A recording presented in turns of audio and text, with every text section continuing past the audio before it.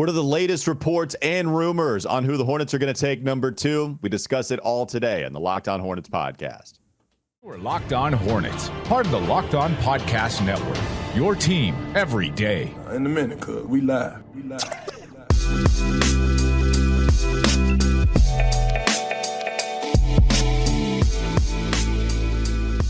It's Locked On Hornets, part of the Locked On Podcast Network. It's your team every day. Thanks for making us your first listen. We're free and available anywhere you get your pods. That also includes YouTube. That's Doug Branson. You can catch his Substack, everyhornetsboxscore.com. And it's the same this time. David Walker, the ace of lace. The ace of lace is now because it's multiple times that he is that. You can also find him on Twitter at David B. Walker and at Scoot, Shoot, Henderson, whatever the play is on Scoot. But David, I have to say, with this latest report we're about to get into, are you going to change your Twitter name to some shoe variation of Brandon Miller? No, I'm rolling out one just for the last 2 days. And I'll go ahead and breaking news. You're going to hit the breaking news drop now, Doug. Okay. And it's going to be. I don't have it. I don't, you got to give me some heads up on these kinds of things. What's it going to be, David? As soon as we log off here, the new name will be You Can't Handle the Scoot. Okay. I do have some fanfare. Okay. I was about to say we at least have the fanfare. Well, it might not be that for much longer if you wanted to change it to somebody actually playing for the Charlotte Hornets. Doug, we've been dodging a lot of the rumors, a lot of the reports, because some of those same very reports were discussing how no one knows what the Charlotte Hornets are going to do. They're a tight-lipped organization. They don't leak anything, but we've always been one podcast to trust our good buddy Jake Fisher. Oh, we're going fishing. We got a big one. Oh, we do. We have a big one, although it might be one that you want to catch and release rather than frying up at home. Because this is the latest report from Jake Fisher, a part of Yahoo Sports. Give it to me. Rival team, personnel, rival execs, they've long pointed that Miller as the Hornets' likely selection with the number 2 pick in order to pair with the scoring wing next to all-star point guard LaMelo Ball. Here's where it gets most important. Jake Fisher writes, while Henderson has impressed most Hornet staffers with his size and his explosiveness, Miller's perceived optimal fit next to Ball seems too large of a factor for Charlotte to pass over. Miller has been considered the favorite of the Hornets front office, sources told Yahoo Sports, and Charlotte appears headed toward selecting Brandon Miller after San Antonio crowns Victor Wembanyama as the number 1 pick Thursday. End quote. Doug, we will go to the second bullet on the tag board. Is the Scoot dream dead? No. Listen, the Lord is testing our faith right now, and he's sending a bunch of false prophets. First, he sent Phony Gavoni, and then he sent Kevin Conman, and now he's sending fake Fisher. Okay, oh, and I am just not buying it, because first there were 2 camps in the Hornets organization, one like Scoot, one like Miller, and now there's no camps apparently for Scoot. I just don't buy it. I still don't think anyone knows anything. He might have some people that are chirping at him right now, but I don't believe that it's Mitch Kupchak. I don't believe that it's Michael Jordan. And ultimately, honestly, it doesn't matter what these camps think. It doesn't matter what his sources are telling him. All that matters is what Mitch Kupchak and Michael Jordan decide to do literally minutes before they walk out on the stage. That's when this decision is going to get made. This decision is not made right now, and it's not going to be made until we get closer to the draft. So I'm not worried. I'm a little worried, but I'm not worried. Yeah, I mean, on the one hand, certainly not what you want to hear if you are a fan of Scoot coming in, but once you lump it in with everything else we're hearing, this has been a fascinating roller coaster, because the camps, not only within the Charlotte Hornets front office, but on the internet, in the media, versus the coaches, versus the scouts, like, it really is split. And I can't draw a line where it is. It feels like that line keeps moving. It's certainly, we can say this, it certainly has softened, to be in favor of Scoot since lottery night, right? Like, all that kind of went out the window, and they tried to figure out a little bit more about what the Hornets were thinking. It feels like Fisher is starting to crack that code a little bit, but I still think we're 2 days out, and I'm more with Doug than I think with Fisher, and saying that they still are deciding, and no one knows. And listen, we could definitely be wrong on this. They could be wrong on this. I think the three of us are pulling for Scoot, but at the same time, we don't care if our predictions are wrong. We just, I don't know what you put weight into these days because they are so tight-lit. But I believe Mitch is talking tomorrow, right? He's going to come out and say some words. He is. He's going to be speaking at 11 o'clock. We're going to hear from Mitch Kupchak the day before the draft. Time. What? At 11 a.m. I know. Why? That seems unusual, right? I mean, I don't. You would know, Walker. You're a little bit more, on the pulse of these kinds of media availabilities than I am these days. But obviously he would come out after the draft. But to me, it's a little unusual to hear from him this close to the draft. Yeah, I'm trying to remember if he's spoken to media before the draft actually happens. Absolutely, he's going to speak after their draft picks, but haven't seen. I'm not quite sure. We do know what's going to happen tomorrow in a highly anticipated decision at number 2 overall. I can't wait, man. I can't wait to see what Mitch Kupchak. I mean, look, this is what we love, Mitch, right? The questions are going to be. I mean, somebody is going to ask something about Scoot and Brandon Miller, right? I mean, and it's just going to. I can see it being received as, well, I didn't. I wasn't prepared to discuss that. But there must be some plan behind. What's going on and what they're coming out to talk about. So, I mean, yeah, just another fascinating turn in this tale, though. The thing that's odd to me is that how can you glean anything from what he says? What's the point of coming out there this close to the draft when none of the information will feel like it's legitimate information? You know what I'm saying? I mean, it doesn't make any sense, but look, we'll hear from him. We'll see what he says. And maybe everybody's been hanging on that one thing that he said right before the draft, which is that, they can afford to get a little picky. I hope that someone asks him if he's reevaluated that or if he still feels that way. That could be some interesting information, but I'm not sure what we could get from that.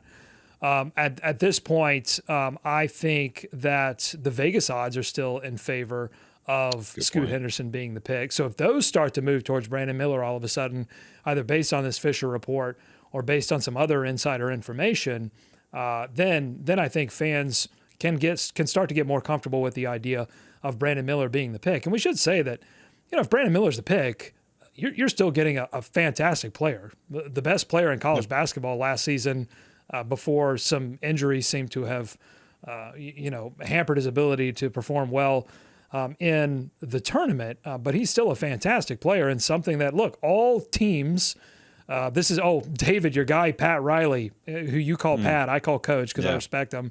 You have no respect for your elders. You call him Pat. He's just a man. Go ahead. Pat said that, all teams are essentially looking for, he didn't say Brandon Miller by name, but he said, size at the wing position. That's what all teams are looking for when they were asking him about this draft.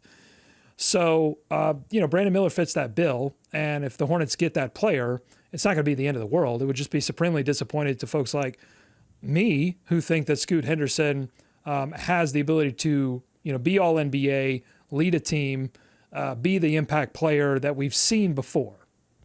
Mm-hmm. Yeah. Well, Well, we'll see. Go ahead, David. You had final I'm just thoughts going to say one thing, just in talking about those Vegas odds, which is key to bring up, but we should note those are the odds that Scoot Henderson will be the number 2 pick, right? It doesn't necessarily say the Hornets are selecting him at number 2. Okay. Are we segueing? Because I think that's interesting to talk about a little. Get the rumor mill going. We are segueing. Coming up next on the Locked On Hornets podcast. Don't go to sleep on the Hornets just yet.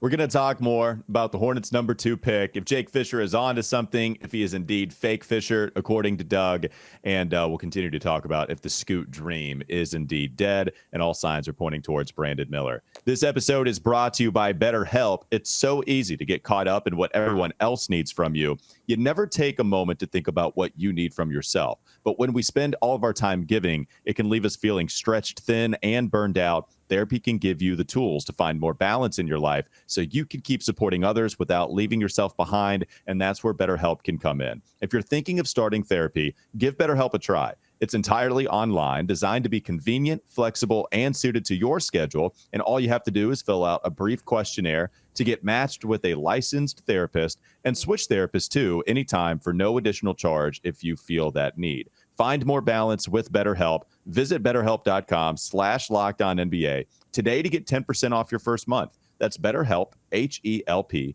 BetterHelp.com/LockedOnNBA. More Locked On Hornets coming up next. Is Locked On Hornets. Mitch Kupchak, will he do the thing that he has not done in season this entire Anything. time? The thing that he has not done It is always anything. comes back to do something. Just do one thing. You need to get a stick from outside and become the meme in person because it always comes back to do something. Do something. It's time for more of the Locked On Hornets podcast. Oh, I can't get over the idea that Mitch Kupchak is going to talk soon because the Hornets have become the pawn shop reality show meme because fans have just been screaming, hey, show us video of Scoot doing a workout. Show us media availability of Scoot.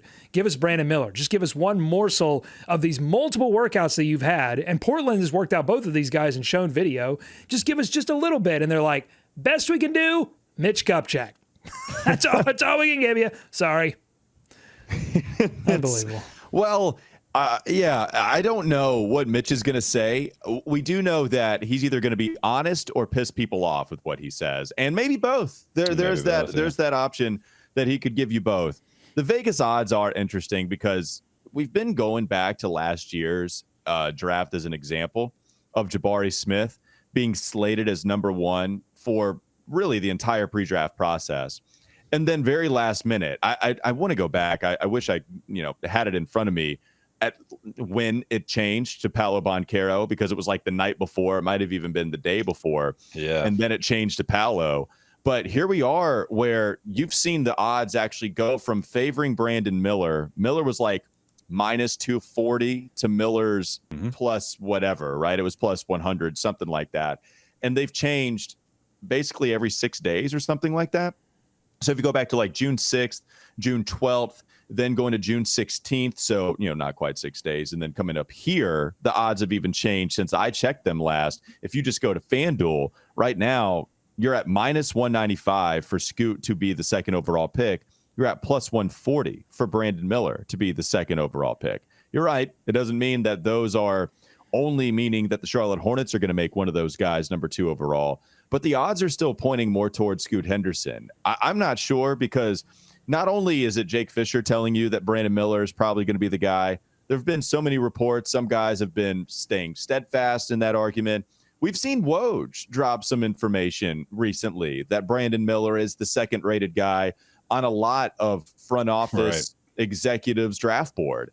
And we can do the whole Charlotte is so tight-lipped, they never leak anything conversation, okay? Even with me agreeing with that, they are not one of the organizations that leak a ton. Woj is probably a good guy to start with getting some decent information from people. Brian Windhorst is a decent guy to start getting some decent information. Same thing with Jake.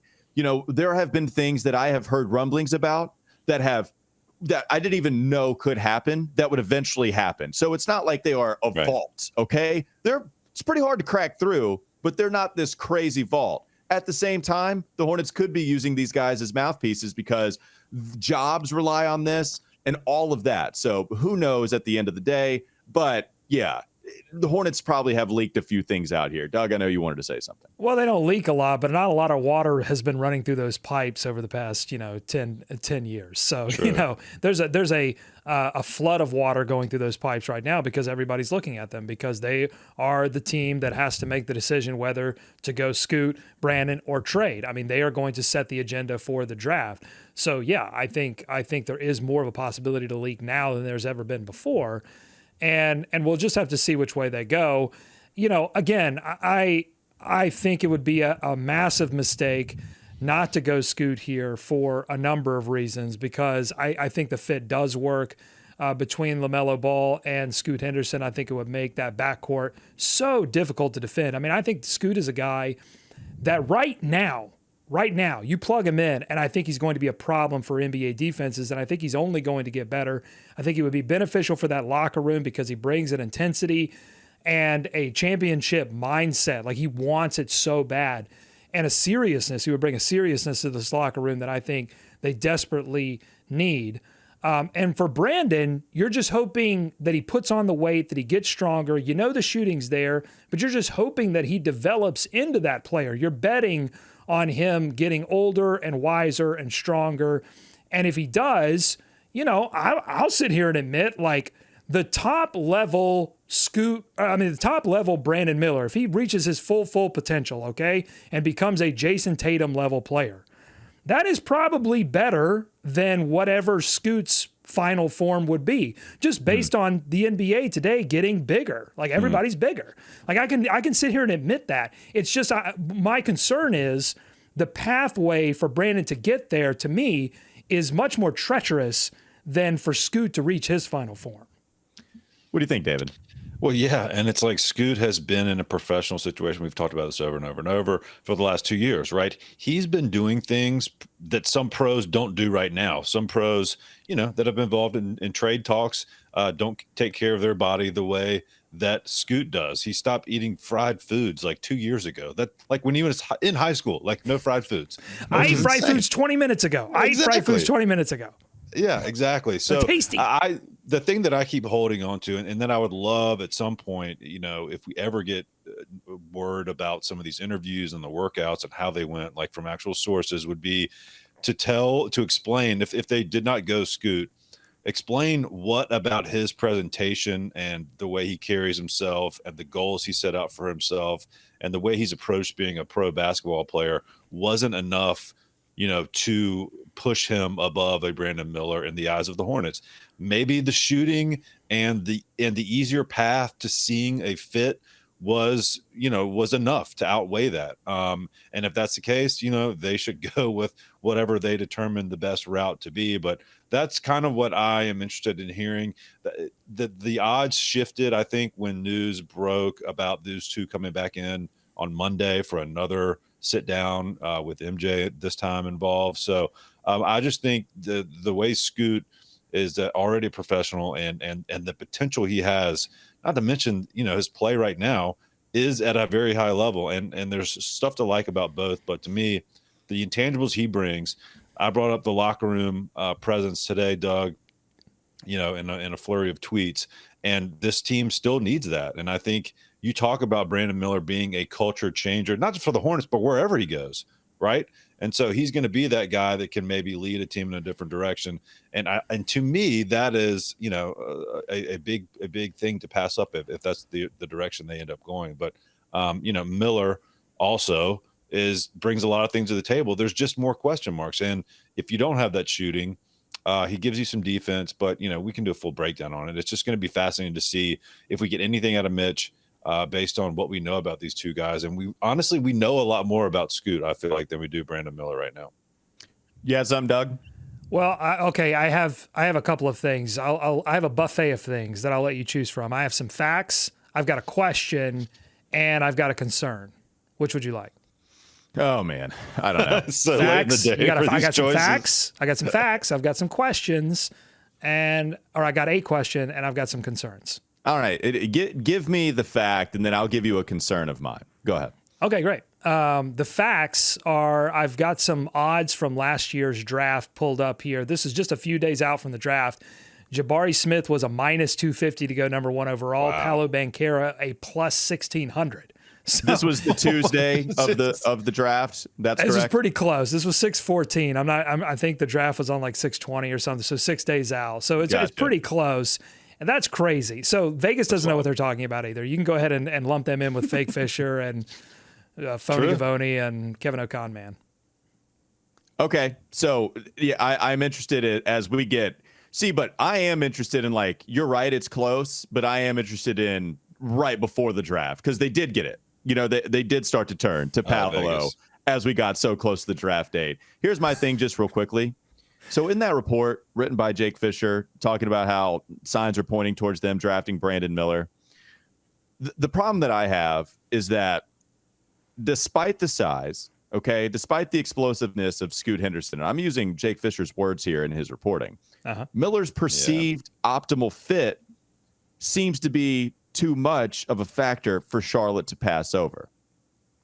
It's not about him being the better prospect, which we've talked about time and time again. Jake doesn't have to say they also feel he's the better prospect. Like, yeah, maybe I don't want to get on someone for not including the words I want to hear. I don't want to get on someone for not writing at length some of the other reasons, right? But that is what seems to be too large of a factor, is what Jake writes, that he's too optimal a fit next to LaMelo Ball. That is the problem. If you select Brandon based off of optimal fit, that is the problem I'm going to have. If you want to tell me that they think Brandon Miller is the better prospect because they do think that his archetype actually is Jason Tatum and not just Chris Middleton, which still would be a fine enough player to get at number 2. He's not an all-NBA guy. If you wanted to tell me that you think there was a real possibility he could reach basically an MVP candidate, which if you're going to compare him to Jason Tatum, then that's what you're doing, then great. But don't tell me that he's the optimal fit. And that's the big factor as to why, despite the size, which, by the way, size was a weakness. There were 2 glaring weaknesses for Scoot Henderson. It was his size and it was his shooting. Well, now it's being turned into an advantage, like despite his size. Yeah, like he's 6'4", he's chiseled as hell, and he's got a 6'9" wingspan. So that's the problem. I'm sure Mitch Kupchak is going to say that. We think he fits in with this roster whenever they select him, if that is the case. And I just hope they also sell and do a convincing job of selling to us, the fan, that no, this is the better overall prospect. And we didn't just take him because we can play him on the wing and he's not going to take the ball out of LaMelo's hands, even though that's not necessarily true either. Again, it sounds more and more like they are overthinking this, and they are people that aren't even going to be they in like as soon as maybe this season. But certainly there are going to be some people making this decision that are not going to exist within the Hornets organization 2 seasons from now. And that's what makes this so brutal if they do overthink this, because they're thinking 3 seasons out, even though they're probably not even going to be around when all of that happens. And there's something to me silly about trying to find an optimal fit with another player that you're not guaranteed is going to stay healthy. You're not guaranteed that LaMelo is going to, continue to get to full flower and become an all-NBA player. We all hope that happens. Yeah. But to draft based on those assumptions, that's what you're drafting on, assumptions, instead of saying like Walker's saying, instead of going, hey, take all of that out, who is the best prospect? Instead, they're trying to make these little puzzle pieces fit, and it just doesn't make any sense. But I do have a question, and I think it could lead us into some interesting conversations into this third segment. Can I give you the question, and then we can answer it in the third segment? Yes. Yeah. Imagine if I said no, but yes, go ahead. Yes. I still would have asked it. So. And then I'll also reveal my concern in the third segment too. Okay. My question is, because I think we're all fans of Scoot here, and I think a lot of people that listen to this podcast are fans of Scoot. I know there are some fans of Brandon Miller as well, and we welcome all comers, but I think the polls have shown that the majority of people that watch this show are fans of Scoot. I would ask all of you this. Does it make you feel a little bit better that it is going to be Michael Jordan and Mitch Kupchak who take responsibility for this if they do pick Miller and it doesn't work out? Will that make you feel a little bit better? Yeah. That's my question. All right, well, let's answer it. Let's give our thoughts. David clearly has some with that big old sigh he just took. Coming up next on the Locked On Hornets podcast. Don't go to sleep on the Hornets just yet. We answer Doug's question, we get to Doug's concern, and we discuss a little more about the second overall pick that the Charlotte Hornets have between Brandon Miller and Scoot Henderson. This episode is brought to you by Ibotta. Groceries, school shopping. If you want to get something for yourself, you're already doing it. So why not get cash back for it? And you can do so with Ibotta. You can earn cash back on every shopping trip. Ibotta gives you cash back on hundreds of grocery items, from produce to personal care to pantry goods. Either link your loyalty account or upload your receipt after you shop, and you can get your cash back. It's that easy. The average Ibotta users, they average about $120 per year in real cash back. So that could cover the cost of an entire shopping trip, or you could use your cash back to buy that flight you've been eyeing, that game you're dying to go to, or the fancy dinner you've been craving as well. Right now, Ibotta is offering our listeners $5 just for trying Ibotta. by using the code LOCKED when you register. Just go to the App Store or Google Play Store and download the free Ibotta app and use code LOCKED. That's Ibotta, IBOTTA, Ibotta in the Google Play or App Store, and use code LOCKED. One more segment to go. Locked On Hornets. This is Locked On Hornets. And would I have liked to see a few more shards? No, I would not have. I saw some shards. I saw some shards. Only on the Locked On Podcast Network. Your team every day.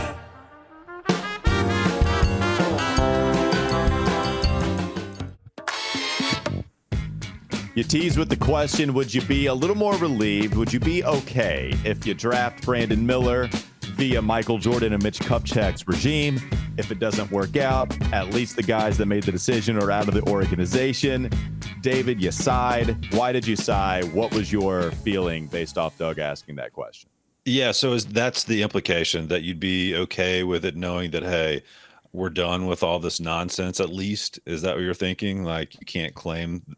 Well, I think there's a couple of levels to it. Yes, you would be relieved that you were finally done with it, that they made one last move that everyone hated, and it was just over with, and now you could welcome in the new regime with essentially a clean popularity slate. Like, you would have one last, and honestly, I think the new organization should push for it. Like the new owners, Rick Schnall and Gabe Plotkin, yeah. They should push for Miller just so they can slide in and be like, hey guys, we wanted Scoot. Sorry, now we have Miller, but we'll make all these great decisions for you moving forward. Right. Yeah. No, I think talks have escalated to the point where they should have some input, and they may have. So whoever stays and remains, if this thing blows up, I'm blaming everyone. Yes, I'll blame anyone that walked out the door. I'll blame anyone that's still in the building. So it doesn't make a big difference to me, unfortunately. Jumping back real quick to what you guys were saying, and I think the frustration would be, Walker, is if they went for fit, they claimed fit. And that just signals to the fans, I think, that there's a lack of awareness around where this team is. It goes back to that initial quote he had that everybody snowballed off of, which is where they can afford to be a little bit picky.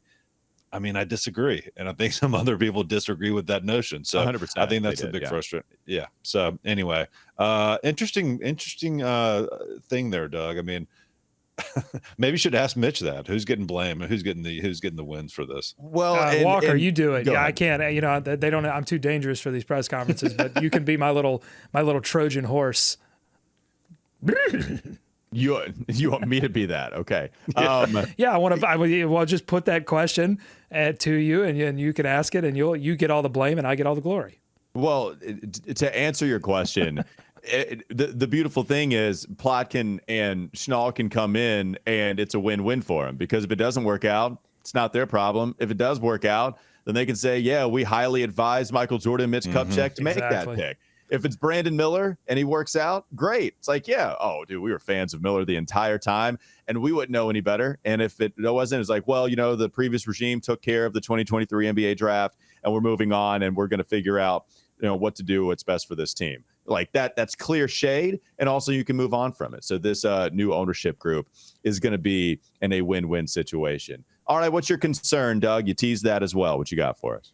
I have a couple of concerns. I'm concerned that all of the trade rumors appear to be quieting down. Like, I haven't heard anything on Zion Williamson. Anything related to the Hornets. There's been a lot that's been said about Zion Williamson. Mariah Mills' Twitter account is suspended, so that's not active right now. That probably helps. Okay, it just seems like since the Beal deal went down for Phoenix, that a lot of these trade rumors, seems like Damian Lillard in Miami, we're feeling inevitably like we're heading towards that, unless Damian Lillard just decides, I just want to stick it out in Portland. But it just seems like a lot of these deals have quieted down. The one thing that interests me, though, and David sort of alluded to this earlier in the show, is like maybe Vegas thinks Scoot is going number 2 because there could be a team that does move up. And, we talked a lot about New Orleans, Washington's, before the Beal deal made an interesting trade partner. But what about Portland? I mean, Portland's sitting right there at 3. What about a little 3-2 swap? Portland moves up to 2. They take Scoot. They start their future. Hornets get Brandon Miller at 3. would you feel just even a little bit better if the Hornets, acquired some assets, some future assets, moved down and got their guy at 3? Because the Hornets love, as evidenced by last season, they love trading down, or at least sliding down. They traded their 11 pick. They slid down to take the guy they wanted to take all along, Mark Williams. What do you think, David? Yeah, I mean, if an asset they get back as a potential NBA guard, sure. But it feels like they could have taken that, swung on that themselves. Yeah, I mean, you would have to feel like if they could swing to get something. It's not something they've done a ton, though.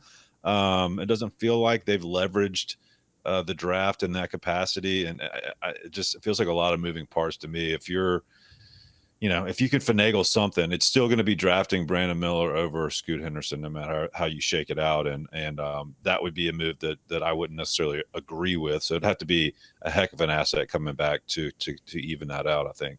Well, and as far as the trade rumors dying, in this same report, by the way, that indicates Miller is the favorite to be the number 2 pick, Jake does mention Brandon Ingram, Zion Williamson as possible targets for the Portland Trailblazers in this potential trade. So maybe it's not centered around necessarily the Charlotte Hornets, but really it's just a means to get Scoot Henderson to New Orleans, right? So if the Hornets draft Brandon Miller at 2, that's why Portland would be the target for the Pelicans. But if they think Portland, or if they think Charlotte is going to take Scoot Henderson number 2, then maybe that would be the idea of them getting rid of Zion Williamson in that trade. And that's why Brandon Ingram is also another target for maybe Charlotte. That it seems like the Hornets are more interested in the Kinston native rather than the Spartanburg native. So, we'll see what happens with the Hornets in some of these trades. I think partly it's just because we've gotten all the juicy nuggets coming from that. And I just don't know what else there is to write if negotiations are the same going back and forth.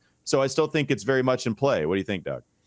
I mean, I think it's always going to be in play, but I'll repeat something that I said during our 1-hour live show that we did when the Michael Jordan sale news came down, which is that I just think this has to affect the idea of not who they would take, but what their options are in terms of making like a big blockbuster deal that would bring back a massive contract, which, great players in this league have big contracts, because I do think that you would want to leave those new owners with the opportunity to invest in these teams' future. And it's much more difficult to invest in a team's future when the books are locked up significantly. So I think it really focuses this team now on picking a player that's going to help this team, 2-3 seasons from now significantly, rather than bringing in someone, a big name like a Zion or a Brandon Ingram with that big contract number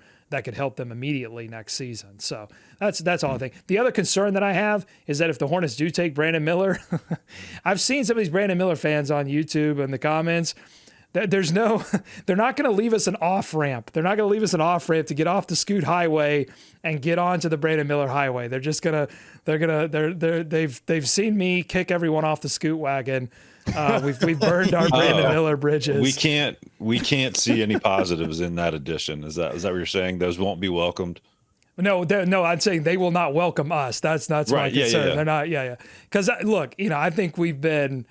Jokingly, we've talked, passion. We do feel passionately about Scoot Henderson, but we've tried to, I think, be fair that Brandon Miller's a really good player. We just think Scoot has the potential to be much, much better. But I don't think the fans of Brandon Miller are going to see it that way. They're just going to. That's such a weird. That's the thing about this whole thing. It's bizarre. It's like there's clearly a line of thinking out there from scouts, teams, executives, whomever that like Brandon Miller more. No, so it's not like we would hate on the pick. We were just more fans of Scoot. But that's another dimension of this whole thing that's crazy, is the divisive nature, but just in the fan base. Here's what I want to say real quickly about all that too. Please. All of the draft stuff from everybody writing about the Hornets or that might have Brandon Miller in the same tier as Scoot Henderson think they're 1A and 1B. Every single person that I've seen, right? Any prominent name, anybody, and they're all great. Everyone that has complained that people have been going too hard for Scoot, the same people have Scoot Henderson as the second overall best prospect. And you can only take one person at number 2 overall. And so what's going to happen here is you can say, hey, I always liked Brandon Miller. for sure. I loved Mark Williams last year. I would have taken Jalen Duren. But I loved Mark Williams, and I said so a million times. Hey, this is not just some consolation prize, right? With this Brandon Miller, Scoot Henderson debate, anybody that tries to reel you back in towards the middle, guess who they have at number 2? Yeah, it's Scoot Henderson. And so when they try to say, look, I told you guys, man, Brandon Miller, he could have been that. No, you had Scoot. You had Scoot. This is the same thing GMs do in the NBA. When they say, oh, man, we really love this guy, we just didn't have it. No, you had a shot. You had a shot, and you didn't take him because you only get one crack at this thing unless you want to trade up or whatever. And we all see the big boards. We see your big board out there. We see your draft day scenarios. We see all of them. And so this is the thing, right? Like, yeah, we want Scoot. Brandon Miller's 3rd on my board, but I've been talking about Scoot because he's the guy I wanted 2nd. Like, right. What? This is the thing. You can only make one selection. Hopefully it works out, man. If they draft Brandon Miller, I'll tell you this.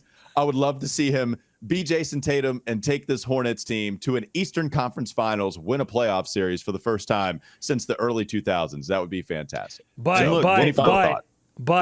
we're gonna hold the line. We're gonna keep the faith. We're gonna drown out the noise. We're not gonna listen to Fake Fisher. We're not gonna listen to Kevin No Honor. We're not going to listen to Phony Gavoni. I'm listening a little bit more. We got the scoop. We got the scoop blinders on, and Vegas be damned. We're just going to go into this draft on fire. Let's go. All right. Just jumping back, going into the lottery, we said, I don't know if we said it on the show. We certainly texted about it, Doug. Top 3, and it's a win. Right. If we don't get Wemby, that will hurt. That hurt on the night of. But if we're in that top 3, we're going to get a good player, and it's going to be a better team this year because of it. We just happened to land at 2, immediately went on the Scoot bandwagon and have not looked back. But that doesn't mean we still don't feel very lucky. You don't often miss out on a generational talent in a Wembanyama and then feel like you can still add something that could almost get you there. And I think the Hornets are still in that position right now. I'd rather the Hornets take Brandon Miller than to be sitting here and talking exclusively about the idea of taking Amen Thompson. Yeah. Because I think Amen Thompson is, a freak athlete, but I think that's a coin toss in my mind, whether that guy's going to be like a truly elite NBA prospect. You know what I'm saying? I mean, we've seen so many guys that with highlight reels that come out and you go, man, what was that guy from Australia Dante Exum? You remember Dante Exum? We were all like, oh my God, look at this guy's a freak. Look at those arms. Look at these dunks. And guy flamed out. Like, I'm not saying that's what's going to happen to Amen Thompson, but that's an option. I don't think Brandon Miller is going to flame out. Like, I think there's 0% chance of Brandon Miller not becoming a rotation player. That should excite you as a Hornets fan. The bottom out of this whole thing is you get a rotation player. That's not a bad thing. So, I would much rather be here than talking about the 4th pick. For sure. I will tell you, Amen Thompson on the Hornets, though, it would be the freaking electric factory in the backcourt if you had 6'7" Amen and 6'7" LaMelo with all the passing, and now Amen is dunking on everyone. That would be – I wouldn't even know what to do with that backcourt. It would be so much fun. Right. I don't know if it'd be the right pick. You're totally right with it being 50-50. But goodness gracious, I'd have zero clue what to do with that backcourt long term. All right, that'll do it for Doug Branson. Check out more of his Brandon Miller defense on his Substack, everyhornetsboxscore.com. That's the Ace of Lace Part 2, David Walker, Shoot Henderson, Scooty, Shooty, whatever on Twitter. Find him also. His handle is David B. Walker. We appreciate it, David. We'll see you on draft night. We're almost there, guys. We are almost there. So close. That'll do it for us. Thanks for making us your first listen. Make your second listen Game to Game NBA. Every moment, every top performance, every result. Locked On Game to Game covers every game from across the league with local analysis that only Locked On can deliver. Follow Game to Game on Locked On NBA, available on YouTube and wherever you get your podcast. Have a great rest of your day. We'll be back with you tomorrow.